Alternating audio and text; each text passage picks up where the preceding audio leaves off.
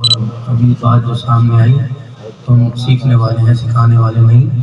اللہ سیکھنے والوں میں ہمیں کامل جو ہے وہ ثابت قدمی نصیب فرمائے۔ آپ حضرات ہاتھ ملاویں اور محبت کے ساتھ ملائیں۔ اہل حق کا یہ شعار نہیں ہے، اہل حق کا یہ طریقہ نہیں ہے کہ جب آپ ہاتھ ملائیں اور یوں کر دیں، یہ تو اللہ کو ہے، بس اس کے علاوہ بندوں کو آپ چومیں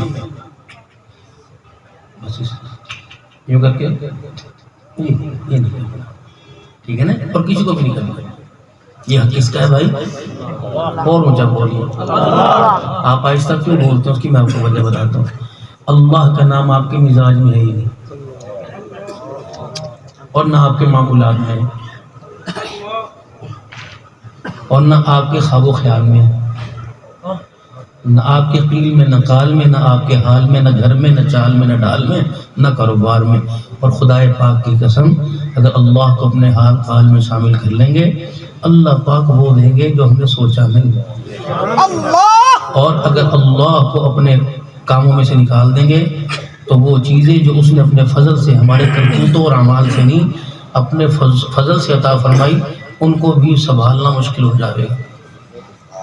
جو کام کریں پہلے گھروں میں خیر و برکت، پہلے گھروں میں رحمت اور رزق کی فراوانی، فصل کے آنے پر بھی فصل پہلی پڑی گھر میں ہونا، اس کے لیے یہ تھا کہ مائیں، دادیاں، پھوپھیاں، خالائیں، ماسیاں گھر کے برتنوں کو اور گھر کے کھانے پینے کی اشیاء کو ہاتھ لگاتی تھی۔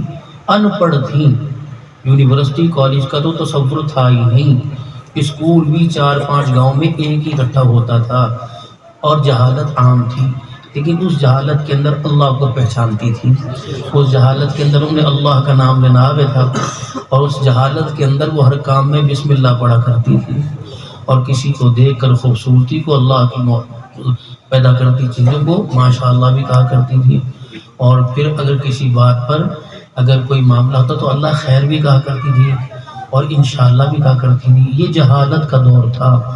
اب تو میڈیا کا، یونیورسٹی کا دور ہے، ہم ترقی کر رہے، دنیا کو یاد رکھ رہے، دنیا بنانے والے کو بھول رہے۔